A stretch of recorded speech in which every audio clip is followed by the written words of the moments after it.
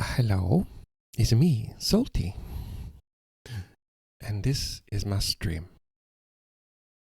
Hope everyone's having a lovely day. I had a pretty good day today. Hello, Asker, how are you doing? I said, how are you doing earlier in As's stream. But yes, I hope you had a good day. Yes, I got to catch up with a couple of friendos who I hadn't seen in a while. And yeah, it's good. And one of my friendos helps me out with my tax, does my tax. So I had completely forgotten about that, and she's just like, "Here's your tax." I'm just like, "Oh, thank you." Still doing good. That's good. That's good. Yes. I might just put the fan on. 1 second.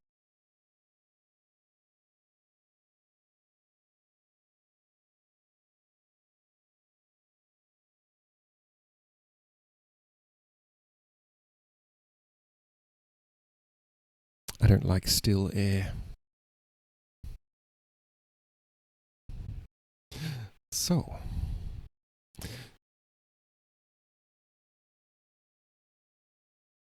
I'm reading Across the Nightingale Floor. I'm enjoying this book. I've read it before, but yeah, it's a very, I think it's a comfy book, mostly. Back to feudal Japan, pretty much. I was fortunate enough to get it on. It wasn't too expensive when I bought it, probably because it was brand new, but oddly enough, it wasn't very expensive even for a hardback, which I thought was very cool. I bought it just because I liked the cover in the store. I was a little bit superficial, but still, I liked the cover and I liked the blurb.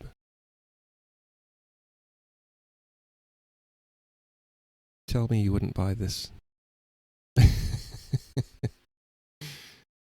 The writing's been worn off the front a bit because it's a gold print, but still.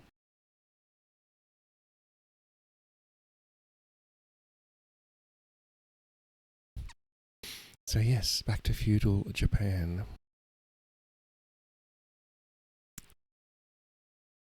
Yeah. I'd not buy it. And other assorted lies. Yeah, very good, very good. Also, I've recently, last stream, I added the book title in the lower right corner, so everyone knows exactly what we're reading. And in the bottom left, I put a little non-binary heart there, just as a treat. Yeah, I thought so. That way everyone can know what book I'm reading. And it stops, I don't have to get Salty or Tomato to spam the chat with it every now and again. What happened last week? Oh, that's right. Last week we joined Kade. I hope I'm pronouncing that correctly. That's how the YouTube person pronounced it. Kade. Anyway, she's getting ready to be married. She's being sent off to be married, which she is not very happy about. And it turns out she's being sent off to be married to Lord Shigeru. A political marriage. And this has rather pissed off Lady Maruyama, who we know from earlier in the book is secretly betrothed to Lord Shigeru. And they are actually in love. But anyway, and so the Lord who's Lord Noguchi, whose ward she was his ward, and he's very happy with the arrangement because he doesn't have to do anything, and she just gets sent off to the Tohan capital. So Lord Shigeru, Lady Maruyama is escorting Kaede to the Tohan capital. And so we've got a bit of a schmozzle happening.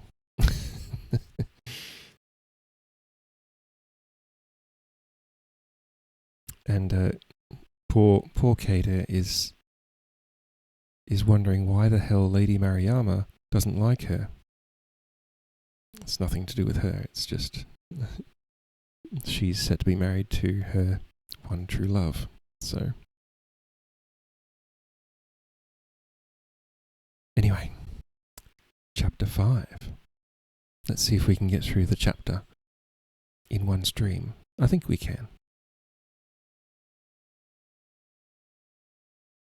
The snow melted, and the house and garden began to sing with water again. I had been in Hagi for 6 months. I had learned to read, write, and draw. I had learned to kill in many different ways, although I was yet to put any one of them into practice. I felt I could hear the intentions of men's hearts, and I'd learned other useful skills, though these were not so much taught to me by Kenji as drawn up out of me. I could be in 2 places at once, and take on invisibility, and could silence dogs with a look that dropped them immediately into sleep. This last trick I discovered on my own, and I kept it from Kenji, for he taught me deviousness along with everything else.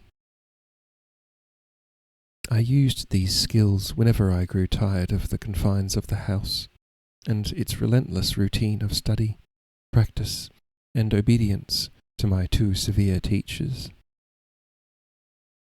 I found it all too easy to distract the guards, put the dogs to sleep, and slip through the gate without anyone seeing me.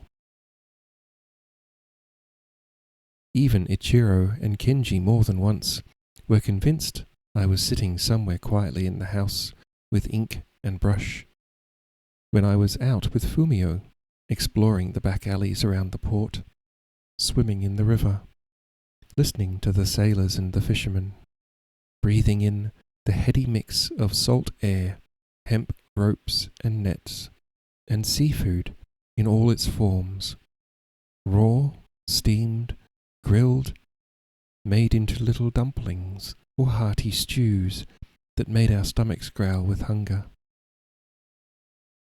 I caught the different accents, from the west, from the islands, even from the mainland, and listened to conversations no one knew could be overheard, learning always about the lives of the people, their fears and their desires. Sometimes I went out on my own, crossing the river either by the fish weir or swimming.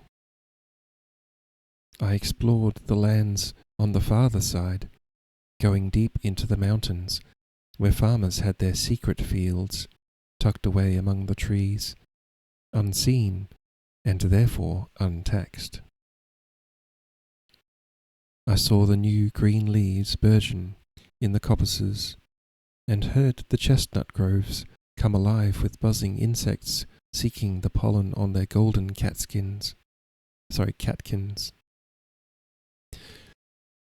I heard the farmers buzz like insects too, grumbling endlessly about the Autori lords, the ever-increasing burden of taxes. And time and again, Lord Shigeru's name came up, and I learned of the bitterness held by more than half the population, that it was his uncles, and not he, in the castle.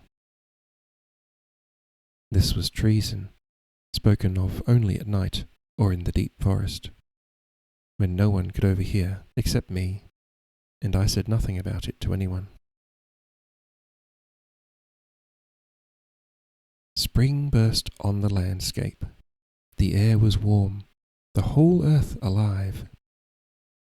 I was filled with a restlessness I did not understand. I was looking for something, but had no idea what it was. Kenji took me to the pleasure district, and I slept with the girls there, not telling him I had already visited the same places with Fumio, and finding only a brief release from my longing. The girls filled me with pity as much as lust. They reminded me of the girls I'd grown up with in Mino. They came, in all likelihood, from similar families, sold into prostitution by their starving parents. Some of them were barely out of childhood, and I searched their faces, looking for my sister's features. Shame often crept over me, but I did not stay away. The spring festivals came, packing the shrines and the streets with people. Drums shouted every night, the drummers' faces and arms glistening with sweat in the lantern light, possessed beyond exhaustion.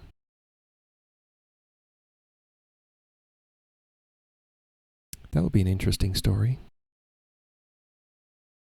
I've seen the film.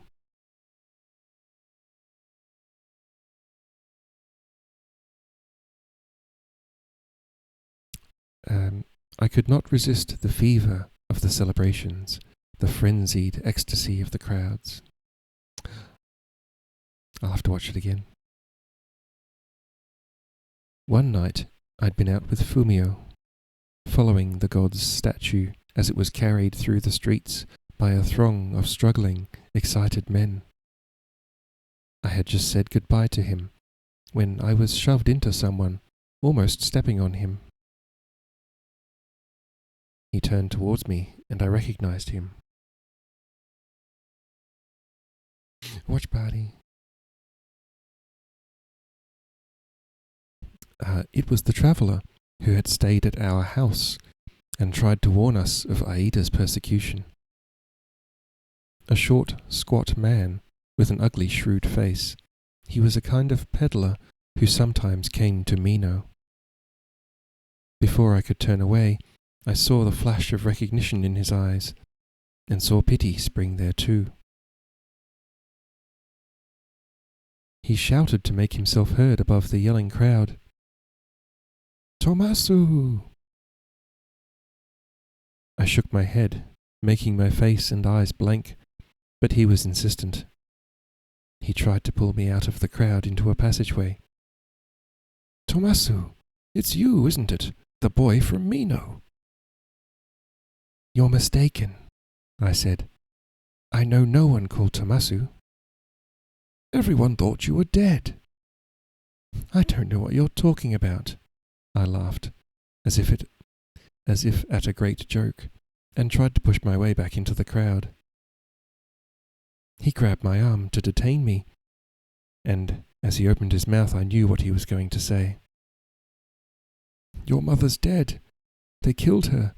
They killed them all. You're the only one left. How did you get away?"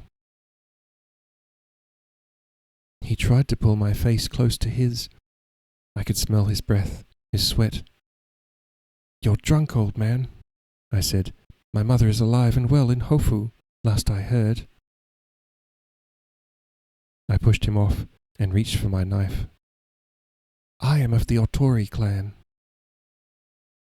I let anger replace my laughter. He backed away. Forgive me, Lord. It was a mistake. I see now you are not who I thought you were." He was a little drunk, but fear was fast sobering him.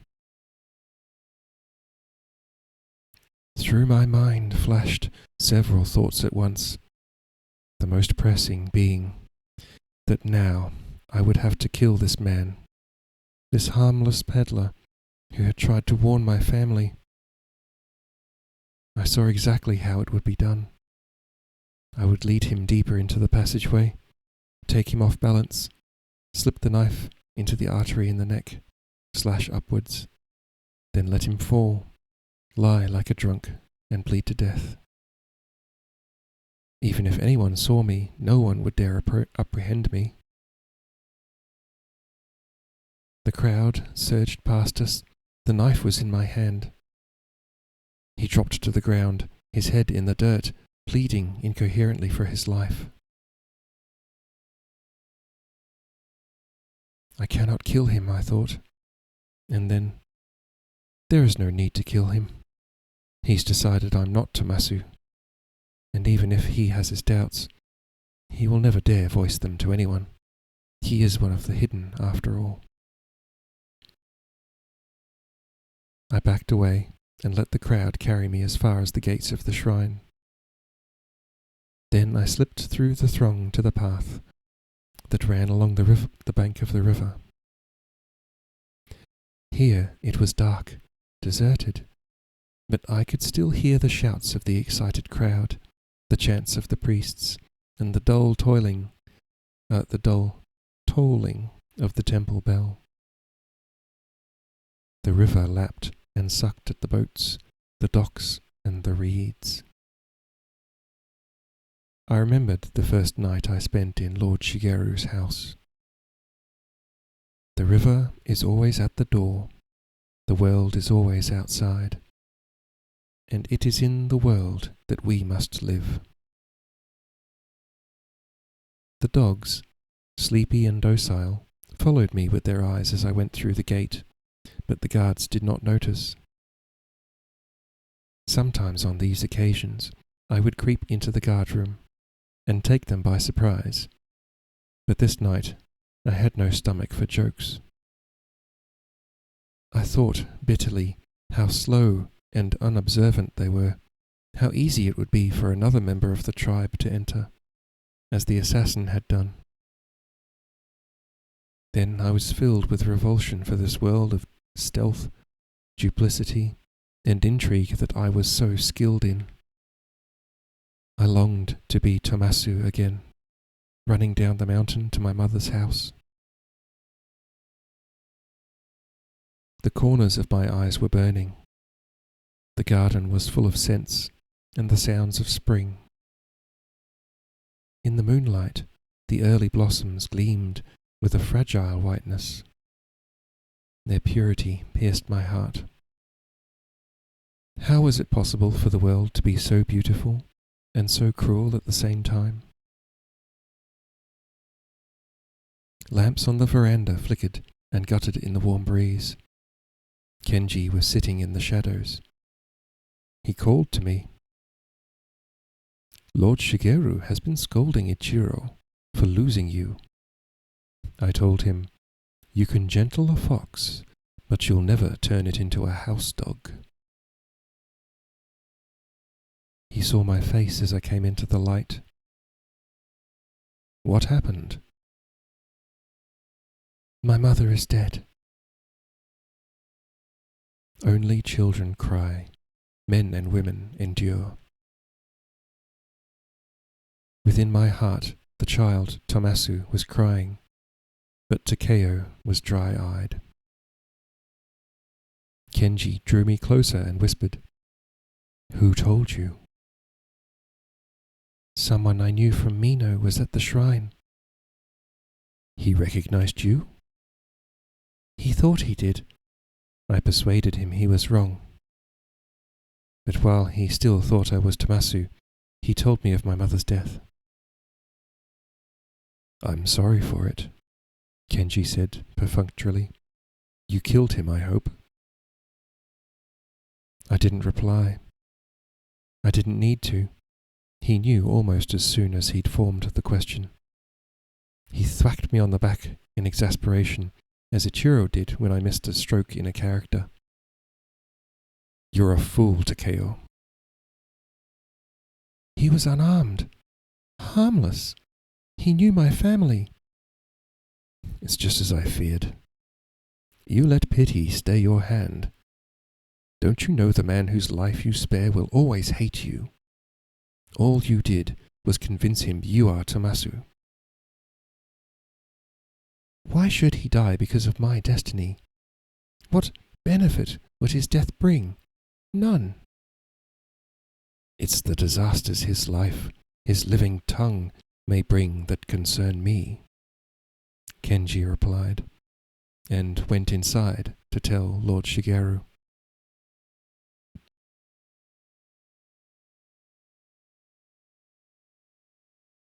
I was in disgrace in the household and forbidden to wander alone in the town.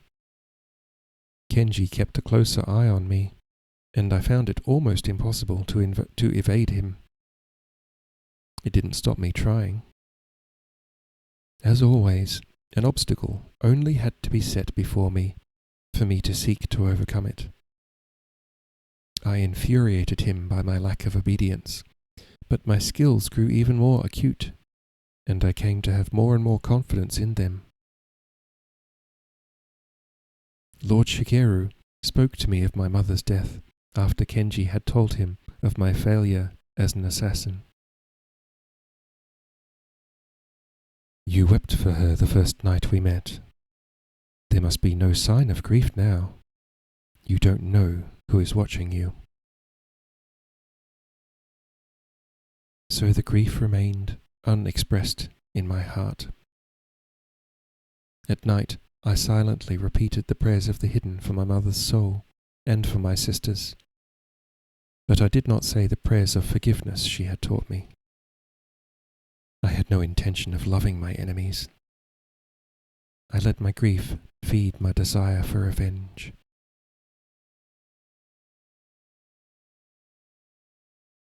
Hello, Forrest. I hope you're doing well. That night was also the last time I saw Fumio. When I managed to evade Kenji and get to the port again, the Terada ships had vanished. I learned from the other fishermen that they had left one night, finally driven into exile by high taxes and unfair regulations. The rumors were that they had fled to Oshima, where the family originally hailed from. With that remote island as a base, they would almost certainly turn to piracy. Around this time, before the plum rains began, Lord Shigeru became very interested in construction and proceeded with his plans to build a tea room on one end of the house. I went with him to choose the wood, the cedar trunks that would support the floor and roof, the slabs of cypress for the walls. Just got back home watching a Labor Day march. Cozy time, yeah.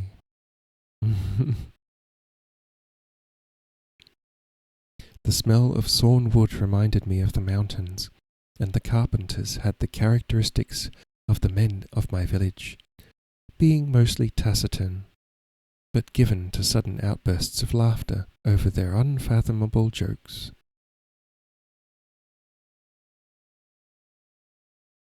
I found myself slipping back into my old patterns of speech, using words from the village I had not used for months. Sometimes my slang even made them chuckle. Lord Shigeru was intrigued by all the stages of building, from seeing the trees felled in the forest to the preparation of the planks and the different methods of laying floors. We made many visits to the lumber yard, accompanied by the master carpenter Shiro, a man who seemed to be fashioned from the same material as the wood he loved so much, brother to the cedar and the cypress. He spoke of the character and spirit of each type of wood, and what it brings from the forest into the house. Each wood has its own sound, he said. Every house has its own song. I had thought I knew only I knew how a house can sing. I had been listening to Lord Shigeru's house for months now, had heard its song quieten into winter music, had listened to its beams and walls as it pressed closer to the ground under the weight of snow, froze and thawed and shrank and stretched. Now it sang again of water. Shiro was watching me as though he knew my thoughts. "I've heard Lord Aida has ordered a floor to be made that sings like a nightingale," he said. "But who needs to make a floor sing like a bird when it already has its own song?" "What's the purpose of such a floor?" Lord Shigeru asked, seemingly idly. "He's afraid of assassination. It's one more piece of protection. No one can cross the floor without it starting to chirp." "How is it made?" The old man took a piece of half-made flooring and explained how the joists were placed so the boards squeaked. "They have them, I'm told, in the capital. Most people want a silent floor. They'd reject a noisy one, make you lay it again. But Aida can't sleep at night. He's afraid someone will creep in on him, and now he lies awake, afraid his floor will sing." He chuckled to himself. "Could you make such a floor?" Lord Shigeru inquired. Shiro grinned at me. "I can make a floor so quiet even Takeo can't hear it. I reckon I can make one that would sing." "Takeo will help you," the Lord announced. "He needs to know exactly how it is constructed." I did not dare ask why then. I already had a fair idea, but I did not want to put it into words. The discussion moved onto the tea room, and while Shiro directed its building, he made a small singing floor, a boardwalk that replaced the verandas of the house, and I watched every board laid, every joist, every peg. Chiyo complained that the squeaking gave her a headache, and that it sounded more like mice than any bird. But eventually the household grew used to it, and the noises became part of the everyday song of the house.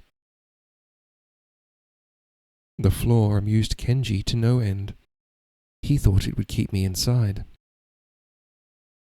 Lord Shigeru said no more about why I had to know how the floor was made, but I imagine he knew the pull it would have on me. I listened to it all day long. I knew exactly who was walking on it by their tread. I could predict the next note of the floor's song. I tried to walk on it without awakening the birds. It was hard. Shiro had done his job well, but not impossible. I had watched the floor being made. I knew there was nothing enchanted about it. It was just a matter of time before I mastered it. With the almost fanatical patience that I knew now was a trait of the tribe, I practiced crossing the floor. The rains began. One night the air was so hot and humid I could not sleep. I went to get a drink from the cistern, and then stood in the doorway, looking at the floor stretching away from me. I knew I was going to cross it without waking anyone. I moved swiftly, my feet knowing where to step, and with how much pressure. The birds remained silent. I felt the deep pleasure, no kin to elation, that acquiring the skills of the tribe brings, until I heard the sound of breathing and turned to see Lord Shigeru watching me. "You heard me," I said, disappointed. "No, I was already awake. Can you do it again?" I stayed crouched where I was for a moment, retreating into myself in the way of the tribe, letting everything drain from me except my awareness of the noises of the night. Then I ran back across the Nightingale floor. The birds slept on. I thought about Aida lying awake in Inuyama, listening for the singing birds. I imagined myself creeping across the floor towards him, completely silent, completely undetected. If Lord Shigeru was thinking the same thing, he did not mention it. All he said now was, "I'm disappointed in Shiro. I thought this floor would outwit you." Outwit you. Neither of us said, "But will Aida's?" Nevertheless, the question lay between us, in the heavy night air of the 6th month. The tea house was also finished, and we often shared tea there in the evenings, reminding me of the first time I had tasted the expensive green brew prepared by Lady Maruyama. I felt Lord Shigeru had built it with her in mind, but he never mentioned it. At the door of the tea room grew a twin-trunked camellia. Maybe it was this symbol of married love that started everyone talking about the desirability of marriage. Ichiro, in particular, urged the Lord to set about finding another wife.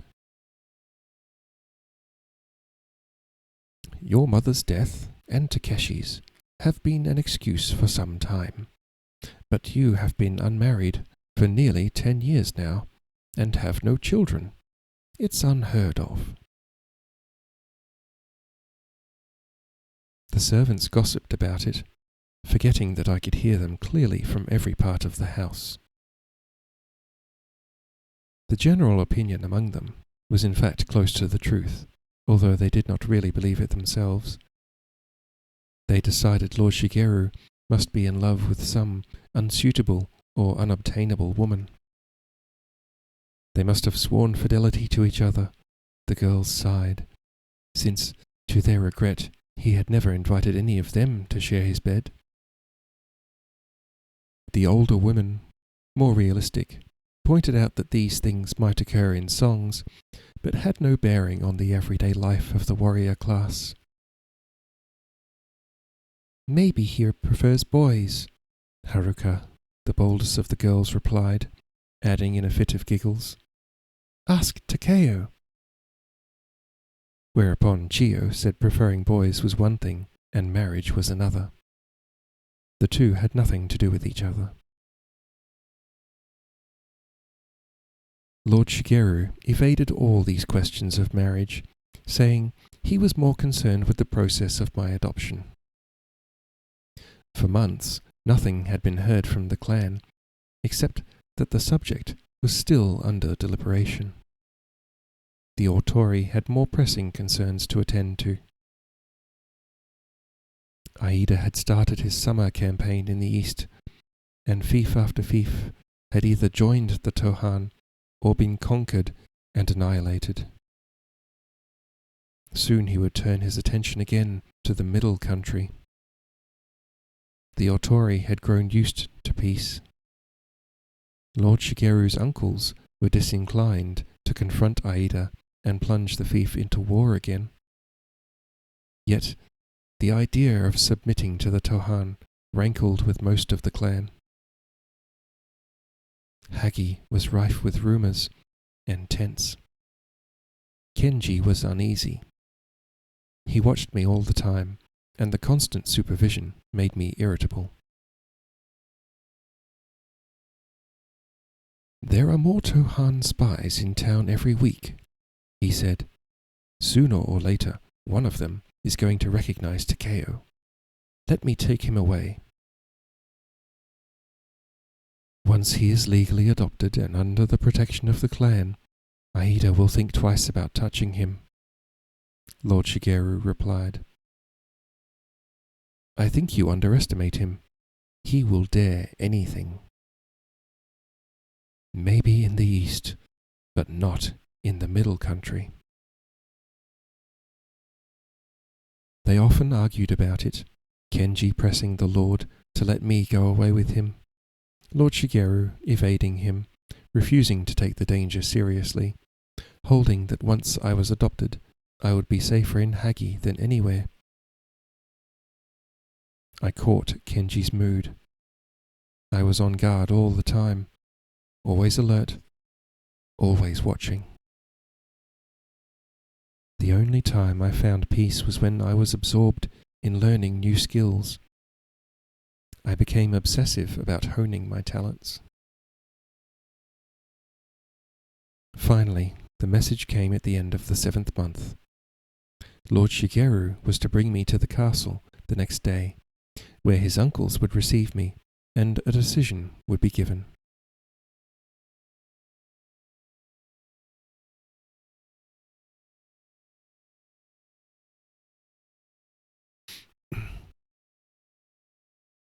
Chio scrubbed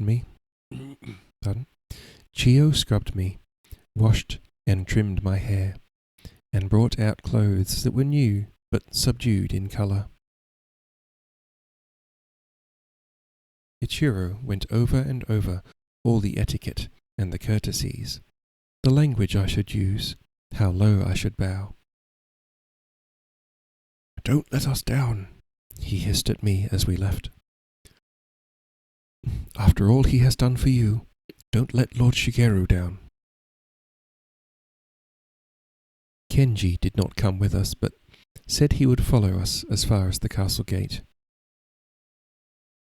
"Just keep your ears open," he told me, as if it were possible for me to do anything else. I was on Raku, the pale grey horse with the black mane and tail. Lord Shigeru rode ahead of me on his black horse, Q, with 5 or 6 retainers. As we approached the castle, I was seized by panic. Its power, as it loomed ahead of us, its complete dominance over the town, unnerved me. What was I doing, pretending to be a lord, a warrior? The Otori lords would take one look at me and see me for what I was, the son of a peasant woman and an assassin. Worse, I felt horribly exposed, riding through the crowded street. I imagined that everyone was looking at me. Raku felt the panic and tensed. A sudden movement in the crowd made him shy slightly. Without thinking, I let my breathing slow and softened my body. He quietened immediately. But his action had spun us around, and as I turned his head back, I caught sight of a man in the street. I only saw his face for a moment, but I knew him at once. I saw the empty sleeve on his right-hand side. I had drawn his likeness for Lord Shigeru and Kenji. It was the man who had pursued me up the mountain path, whose right arm Jato had sliced through. He did not appear to be watching me, and I had no way of knowing if he had recognized me. I drew the horse back and rode on. I don't believe I gave the slightest sign I had noticed him. The entire episode lasted no more than a minute. Strangely, it calmed me. This is real, I thought, not a game. Maybe I am pretending to be something I'm not, but if I fail in it, it means death. And then I thought, I am Kakuta. I am of the tribe. I am a match for anyone. As we crossed the moat, I spotted Kenji in the crowd, an old man in a faded robe.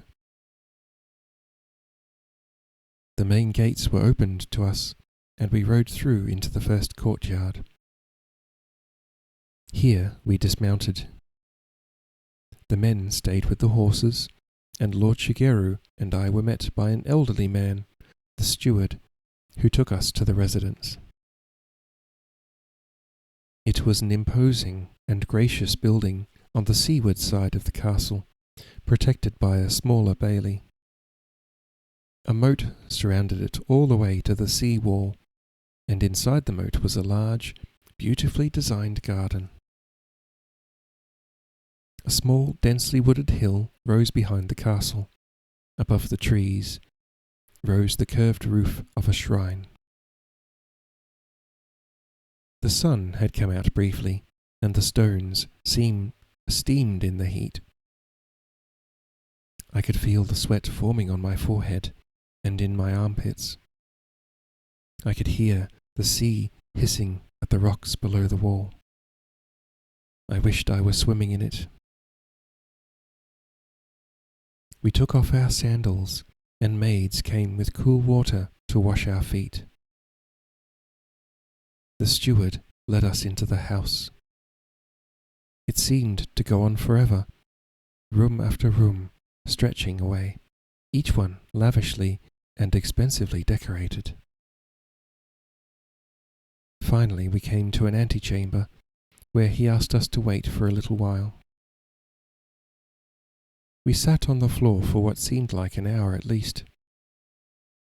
At first I was outraged at the insult to Lord Shigeru, at the extravagant luxury of the house, which I knew came from the taxes imposed on the farmers.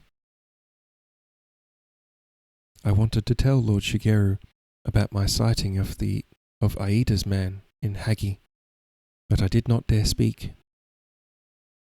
He seemed engrossed in the painting on the doors. A grey heron stood in a teal-green river, gazing at a pink and gold mountain. Finally, I remembered Kenji's advice, and spent the rest of the time listening to the house.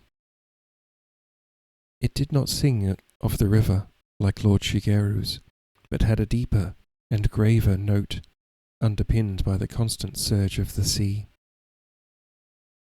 I counted how many different footsteps I could hear, and decided there were 53 people in the household. I could hear 3 children in the garden, playing with 2 puppies. Puppies. I heard the ladies talking about a boat trip they were hoping to make if the weather held.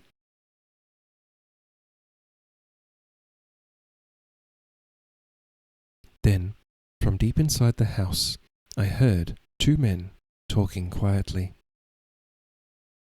I heard Shigeru's name mentioned.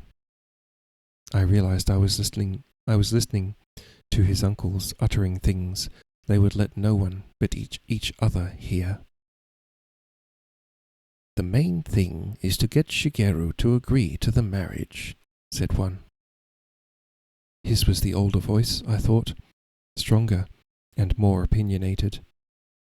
I frowned, wondering what he meant. Hadn't we come to discuss adoption? "He's always resisted marrying again," said the other, slightly deferential, presumably younger. "And to marry to seal the Tohan alliance, when he has always opposed it.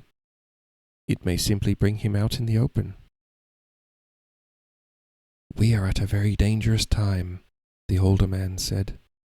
"News came yesterday about the situation in the west. It seems the Sesshu are preparing to challenge Aida. Arai, the lord of the Kumamoto, considers himself offended by the Noguchi, and is raising an army to fight them and the Tohan before winter." "Is Shigeru in contact with him? It could give him the opportunity he needs." "You don't need to spell it out," his brother replied. "I'm only too aware of Shigeru's popularity with the clan. If he is in alliance with Arai, together they could take on Aida. Unless we, shall we say, disarm him." Bastards. The marriage would answer very well. It would take Shigeru to Inuyama, where he'll be under Aida's eye for a while. And the lady in question, Shirakawa Kaide, has a certain, very useful reputation. "You're not suggesting—" "2 men have already died in connection with her. It would be regrettable if Shigeru were the third, but hardly our fault. The younger man laughed quietly in a way that made me want to kill him. I breathed deeply, trying to calm my fury. What if he continues to refuse to marry? We make it a condition of this adoption whim of his. I can't see how it will do us any harm. I've been trying to trace the boy, the younger man said, his voice taking on the pedantic tone of an archivist. I don't see how he can be related to Shigeru's late mother. There is no sign of him in the genealogies. I suppose he is illegitimate, the older man said. I've heard he looks like Takeshi. Yes, his looks make it hard to argue against any Otori blood. But if we were to adopt all our illegitimate children... Ordinarily, of course, it would be out of the question. But just now... I agree. I heard the floor creak slightly as they stood. One last thing, the older brother said. You assured me Shintaro would not fail. What went wrong? I've been trying to find out. Apparently this boy heard him and woke Shigeru. Shintaro took poison. He heard him? Is he also from the tribe? It's possible. A Muto Kenji turned up at Shigeru's last year. Some kind of tutor is the official story, but I don't think he's giving the usual kind of instruction. Again, the younger brother laughed, making my flesh crawl. But I also felt a deep scorn for them. They had been told of my acute hearing, yet they did not imagine it could apply to them, here in their own house. The slight tremor of their footsteps moved from the inner room, where this secret conversation had been taking place, and into the room behind the painted doors. A few moments later, the elderly man came back, slid the doors open gently, and indicated that we should enter the audience chamber. The two lords sat side by side on low chairs. Several men knelt along each side of the room. Lord Shigeru immediately bowed to the ground, and I did the same, but not before I had taken a quick look at these two brothers, against whom my heart was already bitter in the extreme. The older one, Lord Otori Shoichi, was tall, but not particularly muscular. His face was lean and gaunt. He wore a small moustache and beard, and his hair was already going grey. The younger one, Masahiro, was shorter and squatter. He held himself very erect, as small men do. He had no beard, his face was sallow in colour, and spotted with several large black moles. His hair was still black, but thin. In both of them, the distinctive Otori features, the prominent cheekbones and curved nose, were marred by defects of character that made them both cruel and weak. Lord Shigeru, nephew, you are very welcome, Shoichi said graciously. Lord Shigeru sat up, but I remained with my forehead on the floor. You have been much in our thoughts, Masahiro said. We have been very concerned for you. Your brother's passing away, coming so soon after your mother's death and your own illness, has been a heavy burden to you. The words sounded kindly, but I knew they were spoken by the second tongue. I thank you for your concern, Shigeru replied, But you must allow me to correct you in one thing. My brother did not pass away. He was murdered." He said it without emotion, as if simply stating a fact. No one in the room made any reaction.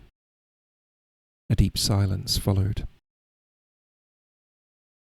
Lord Shoichi broke it by saying with feigned cheerfulness, "And this is your young charge? He is also welcome. What is his name?" "We call him Takeo," Shigeru replied. "Apparently he has very sharp hearing?" Masahiro leaned forward a little. "Nothing out of the ordinary," Shigeru said. "We all have sharp hearing when we are young." "Sit up, young man," Masahiro said to me. When I did so, he studied my face for a few moments and then asked, "Who is in the garden?" I furrowed my brow as if the idea of counting them had only just occurred to me. 2 children and a dog," I hazarded. "A gardener by the wall?" "And how many people in the household would you estimate?" I shrugged slightly, then thought it was very impolite, and tried to turn it into a bow. "Upwards of 45? Forgive me, Lord Otori. I have no great talents." "How many are there, brother?" 53, I believe." "Impressive," the older brother said, but I heard his sigh of relief. I bowed to the floor again and, feeling safer there, stayed low. "We have delayed in this matter of adoption for so long, Shigeru, because of our uncertainty as to your state of mind. Grief seemed to have made you very unstable." "There is no uncertainty in my mind," Shigeru replied. "I have no living children, and now that Takeshi is dead, I have no heir. I have obligations to this boy, and he to me that must be fulfilled. He is already accepted by my household, and has made his home with us. I ask that this situation be formalized, and that he be adopted into the Otori clan." "What does the boy say?" "Speak, Takeo," Lord Shigeru prompted me. I sat up, swallowing hard, suddenly overwhelmed by deep emotion. I thought of the horse, shying as my heart shied now. "I owe my life to Lord Otori. He owes me nothing. The honor he is bestowing is far too great for me, but if it is his and your lordship's will, I accept it with all my heart. I will serve the Otori clan faithfully all my life." "Then it may be so," Lord Shuichi said. "The documents are prepared," Lord Masahiro added. "We will sign them immediately." "My uncles are very gracious and kind," Shigeru said. "I thank you." "There is another matter, Shigeru, in which we seek your cooperation." I had dropped to the floor again. My heart lurched in my throat. I wanted to warn him in some way, but of course I could not speak. "You are aware of our negotiations with the Tohan. We feel alliance is preferable to war. We know your opinion. You are still young enough to be rash. At nearly 30 years, I can no longer be called young."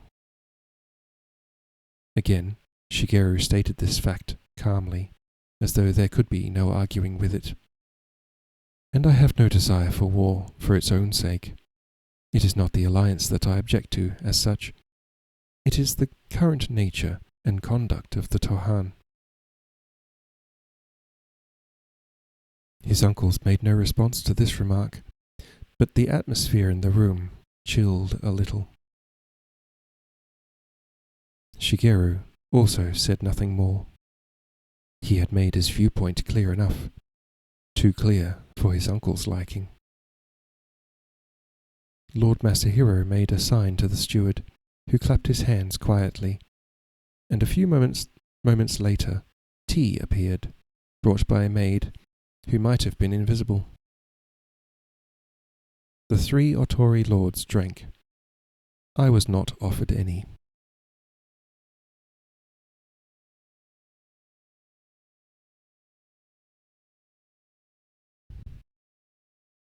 Well, the alliance is going forward, Lord Shoichi said eventually. Lord Aida has proposed that it be sealed by a marriage between the clans. His closest ally, Lord Noguchi, has a ward. Lady Shirakawa Kaede is her name. Shigeru was admiring the teacup, holding it out in one hand. He placed it carefully on the matting in front of him, and sat without moving a muscle. It is our desire that Lady Shirakawa become your wife, Lord Masahiro said. Forgive me, uncle, but I have no desire to marry again. I have had no thoughts of marriage. Luckily, you have relatives who will think of it for you. This marriage is greatly desired by Lord Aida. In fact, the alliance depends on it. Lord Shigeru bowed. There was another long silence. I could hear footsteps coming from far away, the slow, deliberate tread of 2 people, one carrying something. The door behind us slid open, and a man stepped past me and dropped to his knees. Behind him came a servant carrying a lacquer writing table, with ink block and brush and red vermilion paste for the seals. Ah, the adoption papers, Lord Shoichi said genially. Bring them to us. The secretary advanced on his knees, and the table was set before the lords. The secretary then read the agreement aloud. The language was flowery, but the content was simple enough. I was entitled to bear the name of Otori and receive all the privileges of a son of the household. In the event of children being born to a subsequent marriage, my rights would be equal to theirs, but not greater. In return, I agreed to act as a son to Lord Shigeru, to accept his authority, and to swear allegiance to the Otori clan. If he died with no other legal heir, I would inherit his property. The lords took up the seals. The marriage will be held in the 9th month, Masahiro said, when the festival of the dead is over. Lord Aida wishes it to take place in Inuyama itself. The Noguchi are sending Lady Shirakawa to Tsuwano. You will meet her there and escort her to the capital. The seals seemed to my eyes to hang in the air, suspended by a supernatural power. There was still time for me to speak out, to refuse to be adopted on such terms, to warn Lord Shigeru of the trap that had been set before him. But I said nothing. Events had moved beyond human control. Now we were in the hands of destiny. Shall we affix the seal, Shigeru? Masahiro said with infinite politeness. Shigeru did not hesitate for a moment. Please do so, he said. I accept the marriage, and I am happy to be able to please you. So the seals were affixed, and I became a member of the Otori clan and Lord Shigeru's adopted son. But as the seals of the clan were pressed to the documents. We both knew that they sealed his own fate. By the time we returned to the house, the news of my adoption had been borne on the wind ahead of us, and everything had been prepared for celebration. Lord Shigeru and I both had reasons to be less than wholehearted, but he seemed to put whatever misgivings he had about marriage aside, and to be genuinely delighted. So was the whole household. I realized that I had truly become one of them over the months I had been with them. I was hugged, caressed, fussed over, and plied with red rice and Chio's special good luck tea, made from salted plum and seaweed, until my face ached with smiling, and the tears I had not shed from grief filled my eyes for joy. Lord Shigeru had become even more worthy of my love and loyalty. His uncle's treachery towards him had outraged me on his behalf, and I was terrified about the plot they had now laid against him. Then there was the question of the one-armed man. Throughout the evening, I felt Kenji's eyes on me. I knew he was waiting to hear what I had learned, and I was longing to tell him and Lord Shigeru. But by the time the beds were spread out and the servants had retired, it was past midnight, and I was reluctant to break the joyful mood with bad tidings. I would have gone to bed, saying nothing, but Kenji, the only one of us who was truly sober, stopped me when I went to douse the lamp, saying, "First, you must tell us what you heard and saw." "Let it wait till morning," I said. I saw the darkness that had lain behind Shigeru's gaze deepen. I felt an immense sadness come over me, sobering me completely. He said, "I suppose we must learn the worst." "What made the horse shy?"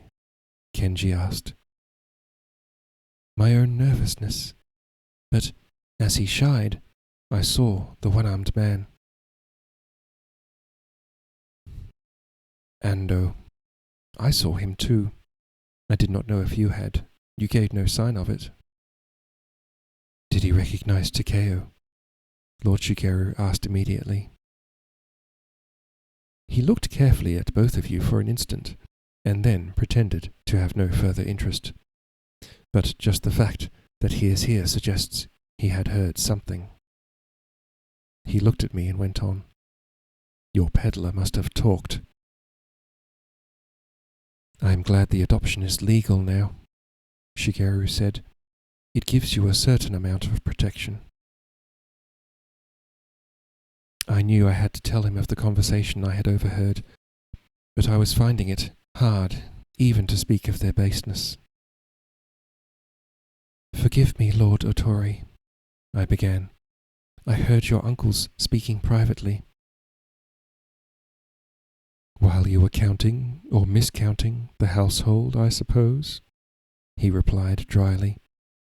"They were discussing the marriage." "Who is to be married?" Kenji said. "I seem to have been contracted into a marriage to seal the alliance with the Tohan," Shigeru replied. "The lady in question is a ward of Lord Noguchi. Shirakawa is her name." Kenji raised his eyebrows but did not speak. Shigeru went on. "My uncles made it clear that Takeo's adoption depended on this marriage." He stared into the darkness and said quietly, "I am caught between two obligations. I cannot fulfill both, but I cannot break either." "Takeo should tell us what the Otori Lord said," Kenji murmured. I found it easier to speak to him. "The marriage is a trap. It is to send Lord Shigeru away from Hagi where his Take a popularity fucking sip, babes. where his popularity and opposition to the Tohan alliance may split the clan. Someone called Arai is challenging Aida in the west. If the Otori were to join him, Aida would be caught between them. My voice tailed away, and I turned to Shigeru. Lord Otori knows all this?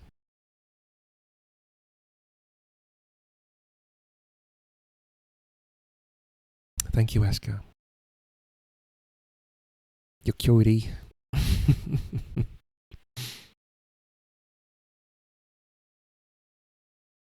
I am in contact with Arai, he said. Go on. Lady Shirakawa has the reputation of bringing death to men. Your uncle's plan to murder me. His voice was matter-of-fact. I should not have to report so shameful a thing, I muttered, my face burning. It was they who paid Shintaro.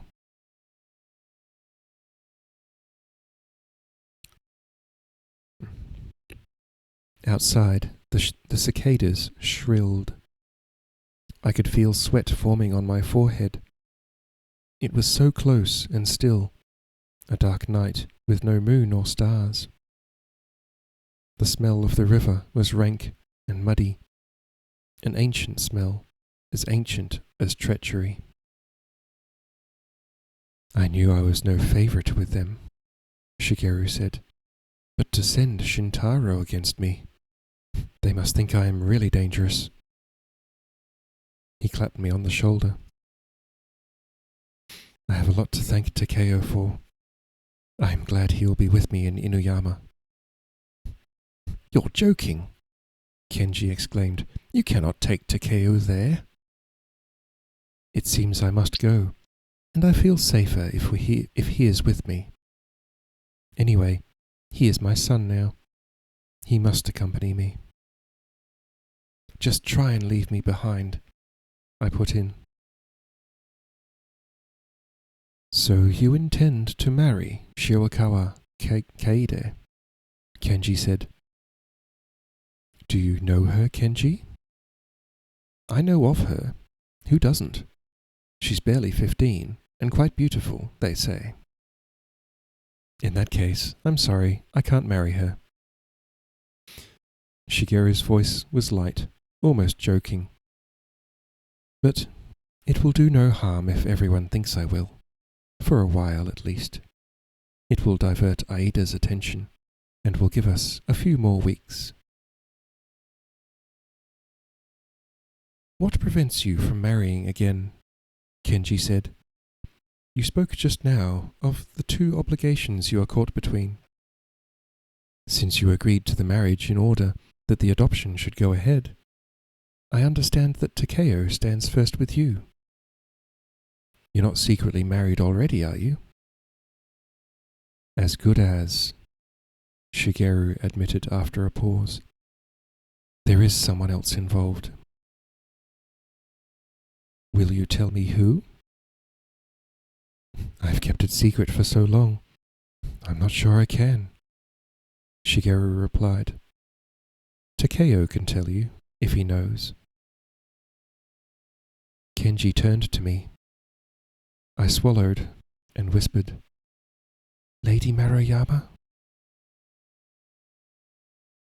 Shigeru smiled.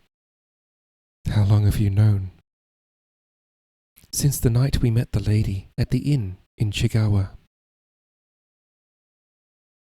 Kenji, for the first time since I'd known him, looked really startled. The woman Aida burns for and wants to marry? How long has it been going on for? You won't believe me, Shigeru replied. A year? 2? Since I was 20. That must be nearly 10 years. Kenji seemed as impressed by the fact that he had known nothing about the affair as by the news itself.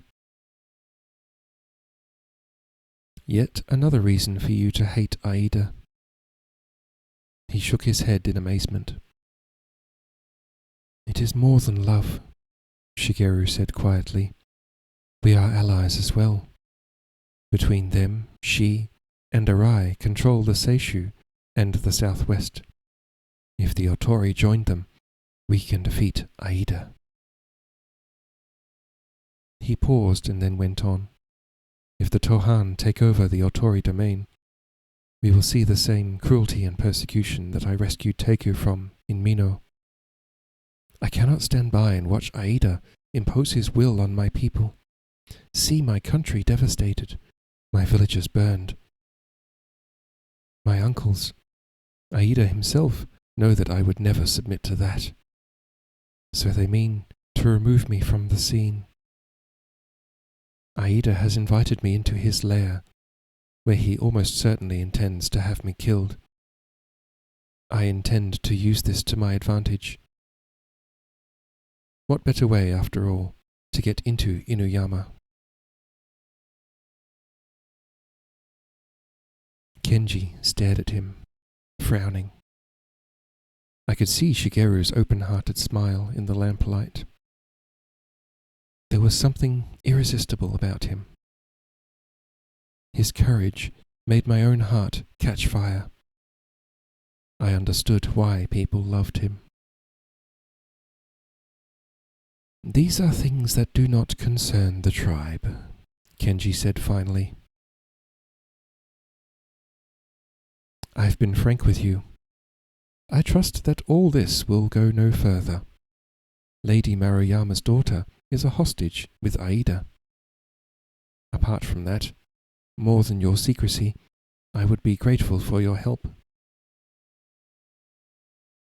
Oh, that's Shigeru speaking.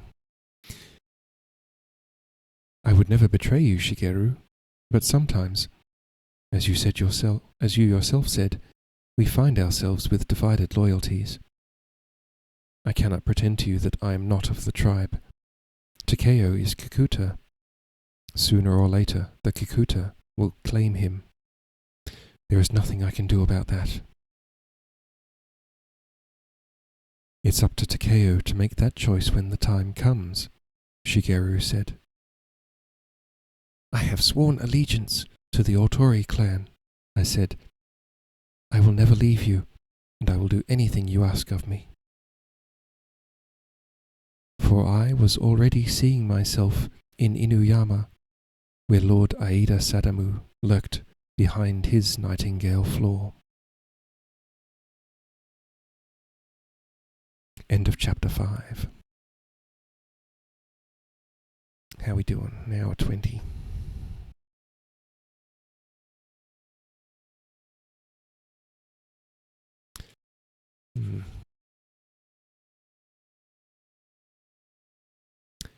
I have had a big day today, so I don't think I'm going to read another chapter, even though it's a bit of a shorter stream.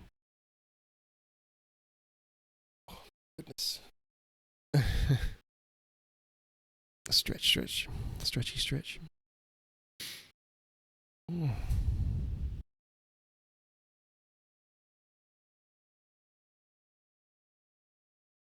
I hope everyone's enjoying the story.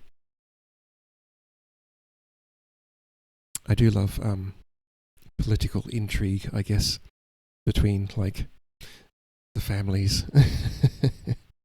Loving it. Oh, I'm so glad. Yes.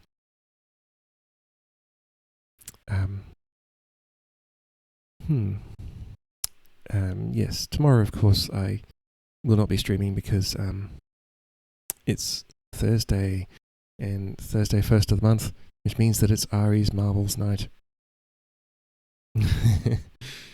And Friday, of course, is Ari's stream. Bet it would make a great J-drama. Yes, probably would. They could even redo the story a little bit to make it set in actual Japan, not just fantasy Japan. Then again, they don't really have to, I guess. It's not a necessity.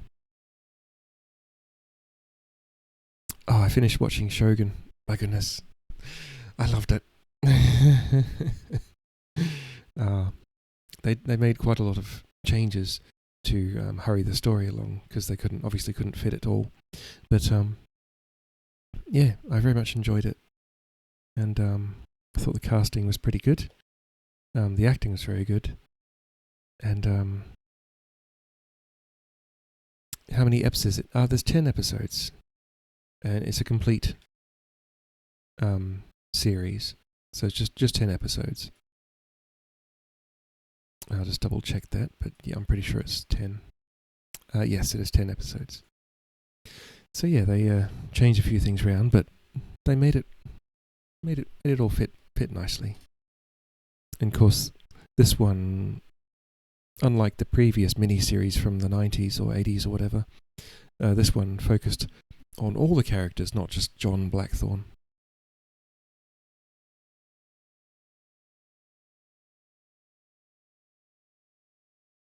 But yeah, it had a few surprises in it that were not the same as the book or the other series. And yeah, that's fine. It means it's kind of a good thing, because you don't want to make it exactly the same as the book, otherwise it can get a little bit boring. Those little changes make it worth watching. But yes, enjoyable. Would recommend. That and Fallout, the series Fallout. Both very enjoyable.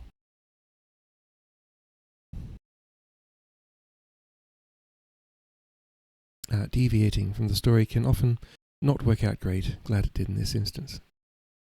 Yeah, definitely. But they had to, a lot of it. They just kind of skipped past some bits that really didn't make sense or didn't need to be there, to be honest. Enjoyed the Fallout TV series too. It's good.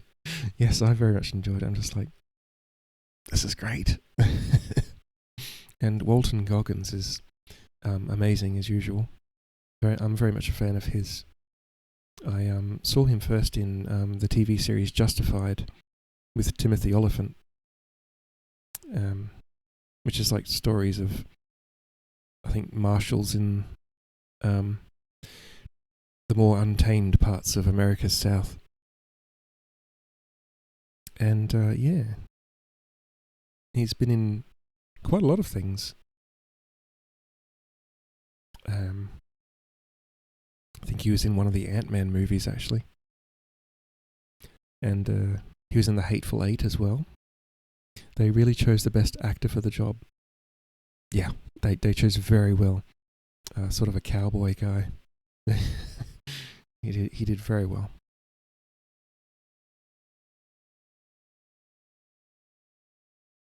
Oh, a little stretchy.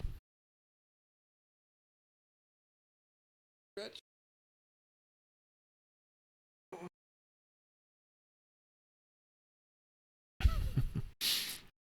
Forest. Who is on? Asich is on.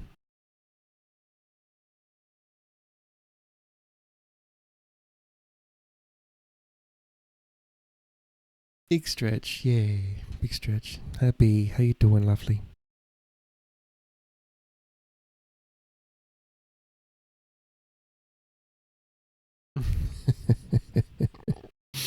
Thank you, Forrest. Temptation to bully B. It's up to you, Acid. I mean, Acid. Asker. I had acid on the brain there. Lost your hormone script. Uh-oh. Uh-oh. Need to find it. Need them. Need the hormones.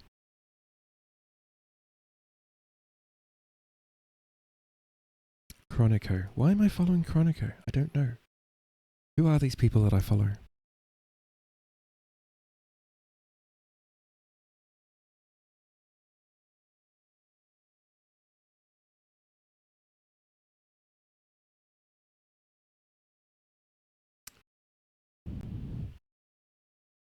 All the cat girls start with A. The whole weekend I was like, Sid. That's the name Bob.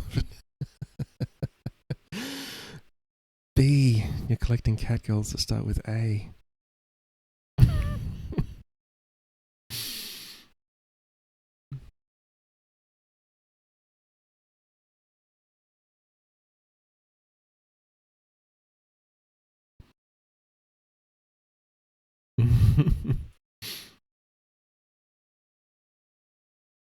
A is for Askar.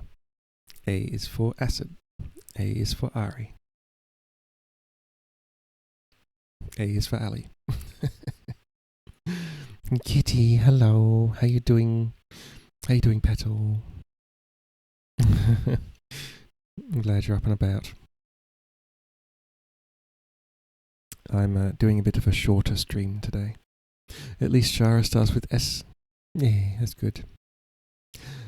Ashara.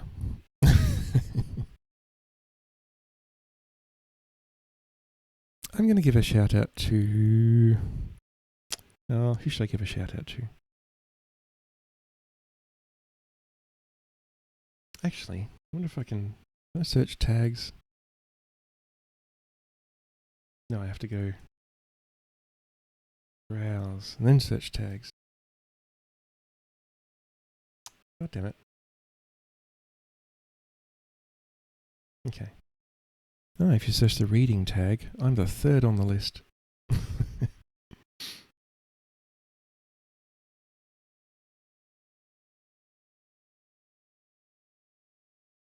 But they're not reading. Well, some of them are reading.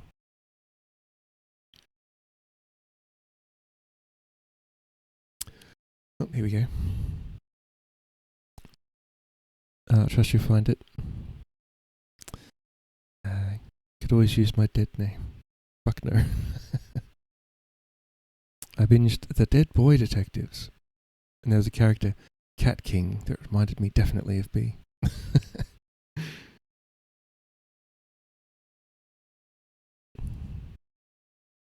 Ah, yes. The A team of cats. You found the books you wanted to read? Oh, yay.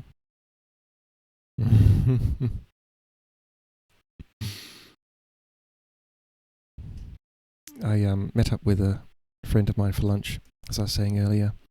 And she was telling me about a series. I was telling her about I stream on Twitch, and I read The Count of Monte Cristo, and she was saying that there was an author she has the books for, who is from Canada. Apparently, she always because like in The Count of Monte Cristo, the author always made digs at certain people, certain other nationalities other than French, and certain things like provincial fare that he sort of looked down upon, using garlic in cooking. I'm just like, garlic slabs, what are you talking about? But yes, she said the books that she read from like the First World War-ish sort of area, and they always the French characters were always ne'er-do-wells or poor or homeless or whatever, and it's just like it's just interesting how some authors have these biases against certain people. Thanks for stream, Sally. Really enjoying the book. No worries, Aska. That's okay. I hope to read more. Maybe next Monday. We'll see how we go. Definitely Tuesday and Wednesday. I try to always make Tuesday and Wednesday. Because it is a shorter stream today, so yeah, maybe I'll do a Monday stream. Because there is plenty of books to go. Like, this is only the first book in like a series. Garlic is the emperor of herbs. Anyone who says otherwise is allowed to be wrong. Kitty, Monday's your birthday.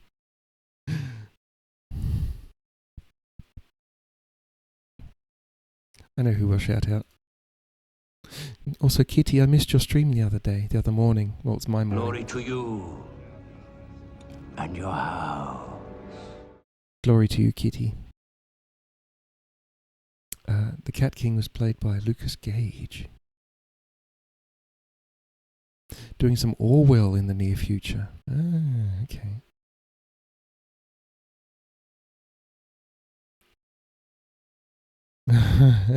Okay, Askar, I'll try to make a Monday stream then. Yes, and your stream anniversary. And and your streamiversary? Wow, there we go. Yes, Monday. Okay. Well, I have had a long day, so no pressure. I'd rather not miss out. No worries, Asker. Yes, we'll see what happens on Monday. Oh, that's right. I have to get Acid to help me make our Discord server. If I'm lucky, it'll become my affiliate-versary too. That'd be nice. Kitty, I have to get your average viewers up.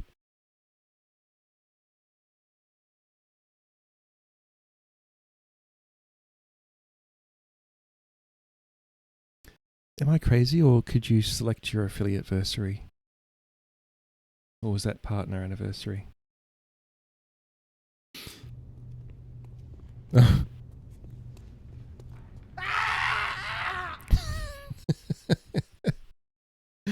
Thank you, Forrest.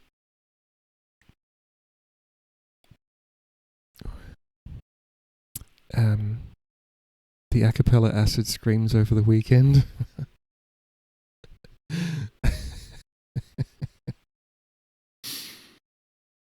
I'm a bit of a fan of, well, I haven't watched them recently, but Oral Noughts on YouTube, and that was what that clip is from.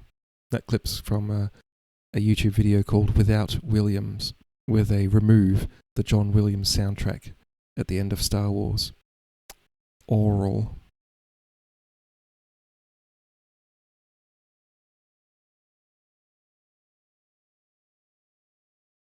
So yes, they do.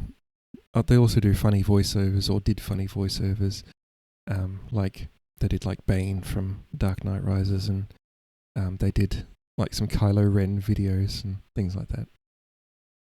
they even did a Kylo Ren ASMR video. You know that scene where he's Kylo Ren's like trying to get the information out of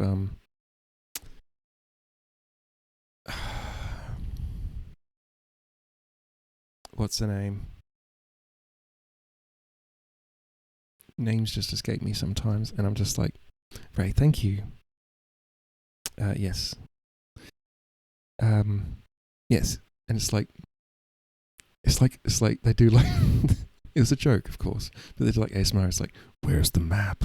Like, it was like, oh my goodness. So it's yeah. So they got a good sense of humor. I don't remember the film anymore, but there was once an art piece in a museum that had a classic film, but all the dialogue cut out, so it was just movement and mouth noises. Interesting.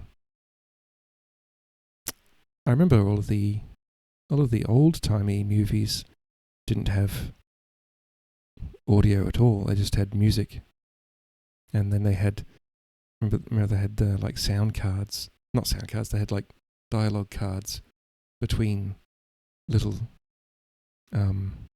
scenes. Where's the map? Have you checked backpack? Maybe Swiper swiped it. Oh, kitty. Swiper, no swiping.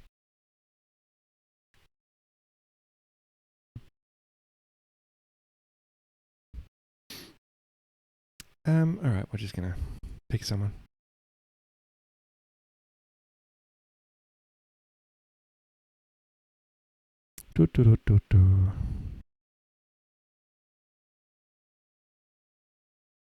Eso, Dora.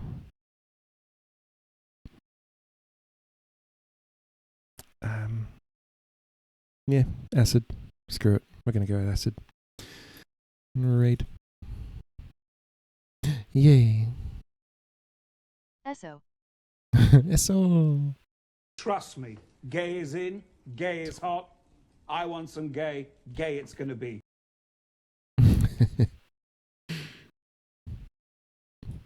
Thank you, B. And thank you, Forrest. One day when you art, you might want to visit Brush for Hire. Yay, yay. Yay, yay. You might want to visit Brush for Hire? Oh, right. You mean after an art stream, I would want to raid into Brush for Hire.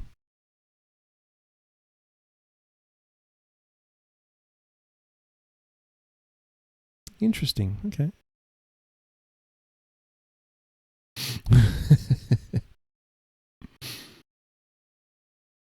Salty does art. I had a couple of streams where I painted miniatures.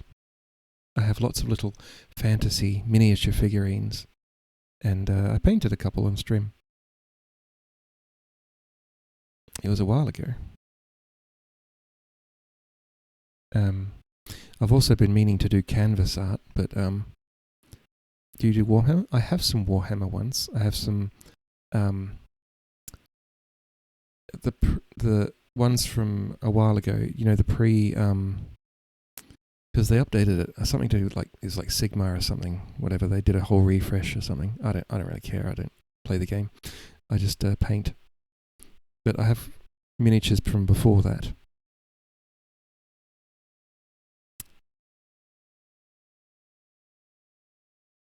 I mention it now in case you want to check his vibe. Multi-talented creative being. Oh, I haven't been feeling very creative lately.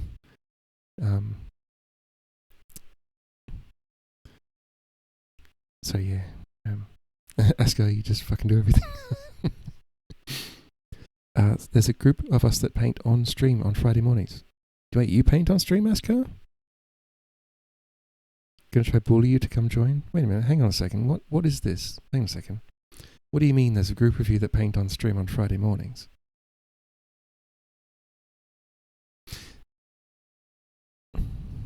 Asker, whatever chemicals your brain is on, can I have some so I can get some motivation? And, stop being so EP all the time.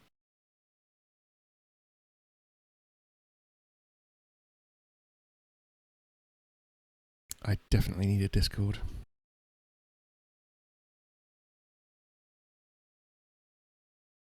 Rush for hire.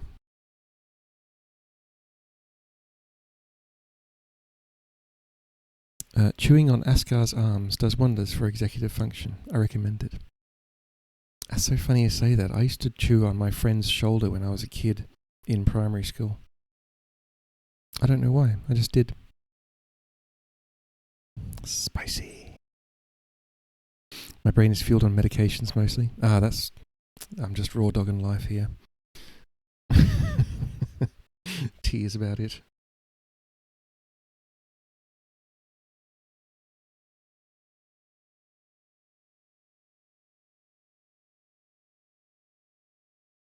Sally chomps. I haven't chomped for a while. Did when I was a kid though. I probably could. Might help. You never know. Sally chomps. Oh my goodness. Can always crash in our Discord. It's Nick O from myself. Thank you, Kitty. I really should get like an official salty Discord. Chomps. Chomp is in bite. Like chomp, but not to draw blood or anything, just like that's what I used to do to my friend's shoulder. Just put my top teeth on his shoulder when I was a kid. Bang chomp. The act of chomping. To bite or chew loudly or heavily. To remove the final character from a text string if it is a new line. Or less commonly, some other programmer specified character. That I have Perl. Oh, that's why. Fucking Perl. Who cares? Sorry to any Perl programmers out there. Nobody cares about your crazy dead language.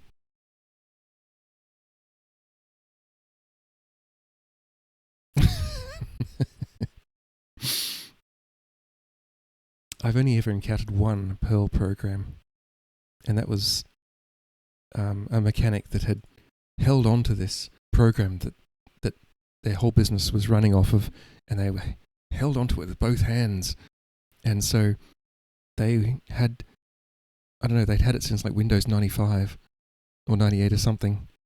And I had to put it in, because Windows XP was somehow the last compatible operating system that ran this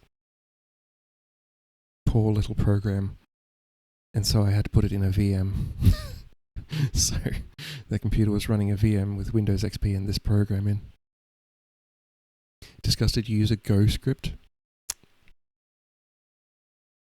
I've never really tinkered with Go. I've only done a little Python, and that already looked too hard. I've done a bit of Python. I did a bit of Python when I worked for the that poker machine company. C Master 8. Oh god. Also tolerate Rust. I begrudgingly accept Java in Minecraft. I started with a Visual Basic, and because I was noob, and then I moved on to C#.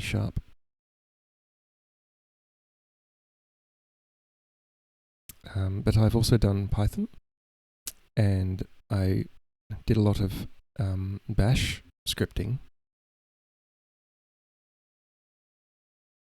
Basic, you spoke that as a kid. VB was getting a bit long in the tooth, unfortunately.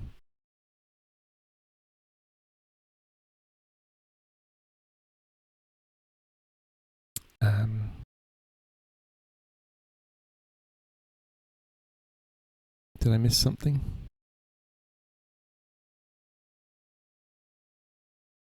Oh, okay. DG works in Python, yes.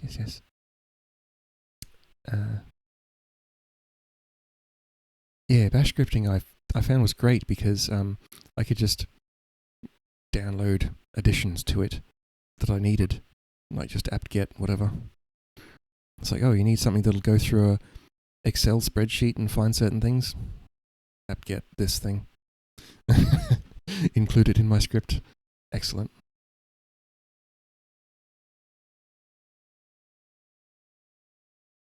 You like pen and pencil coding, i.e. my unreadable handwriting.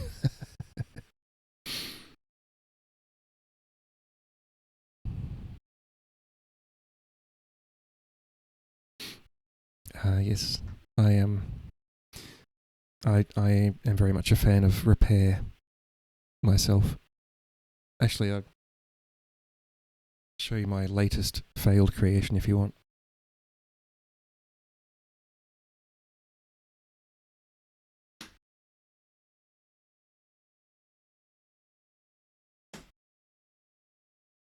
This was my attempt to make an air filter for my room using old COVID masks that I have a whole stack of that my brother gave me. An old fan, basically sucking air into a box. But the problem is, I can't get the masks to stick to the box. They just kept getting sucked into the box.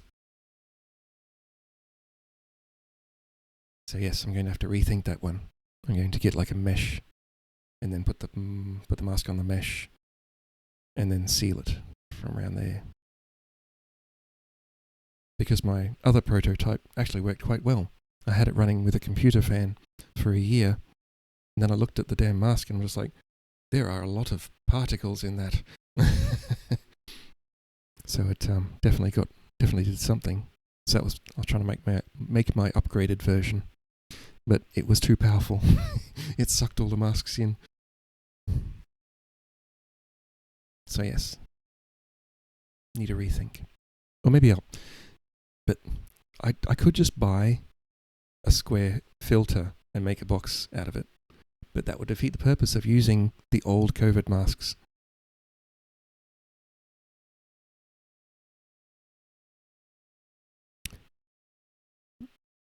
Where are we? Python seems useful.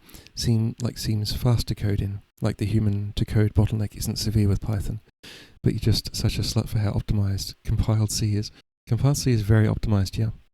Actually, there was a game that was written by a programmer in C or C++. I think it was called Banished. It was written by one guy in C. And it's actually quite a fun game. It's like a city builder game or town builder game.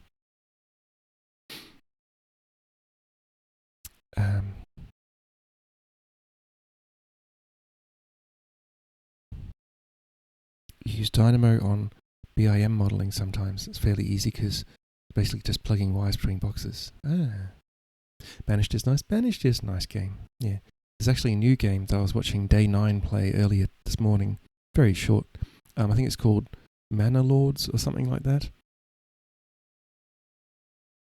What was it called?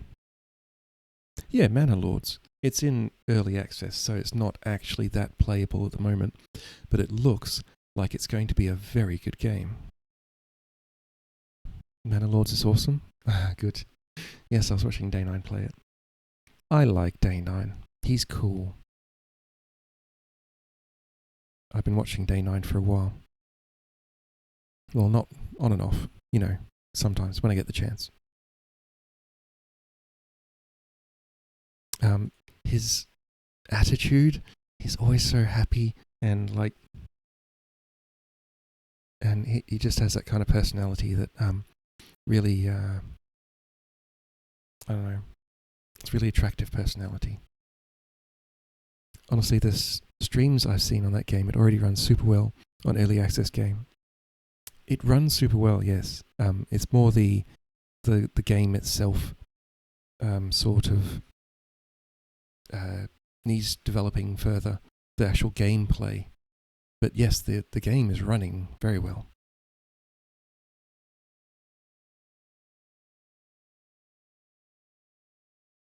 Oh, Kitty.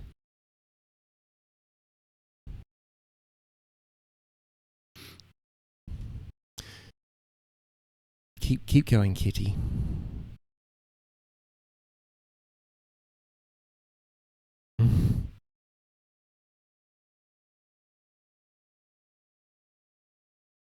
Okay, well, Ari started, I think.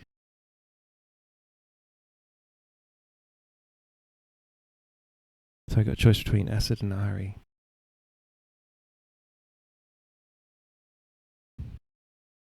You can do this, Kitty. Yeah.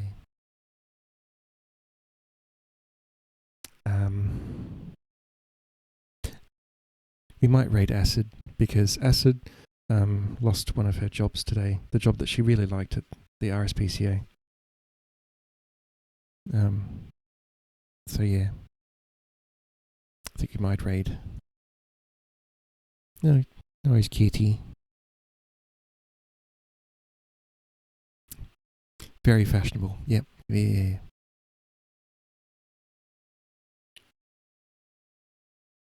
Okay, we go raid Acid Friendo. Let me just click on the stream to make sure that Acid is not raiding out.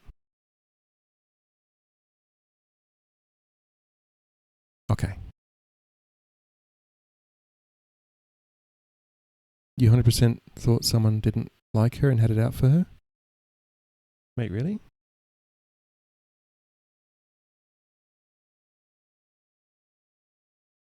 Why would somebody not like Acid? Although I wasn't, I was actually, look, I had a small nap during Acid stream, okay, before my stream. So I missed a lot of things. The reasons for dismissal were weak. Ah, okay. Yeah. Yeah. Sometimes I just get sleepy and I'm just like, if I don't sit down, I'm going to fall down.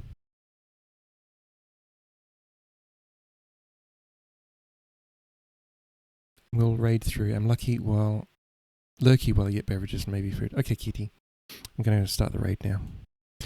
Thank you everyone for joining me. It's so nice. I very much love streaming and talking to people while I stream and reading to you and reading you comfy vibes. So thank you very much for being here. And tomorrow night, hopefully, if you want to join me for Ariela's stream, I'm pretty sure everyone here knows Ariela, but if you don't,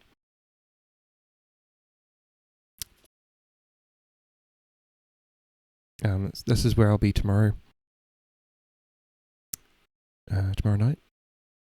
Any moment now. Mew. There we are. Glory to you and your house. Lovely Ariela. But right, we're going to raid acid. So, I will see you over there. Okay, everyone. I will see you later.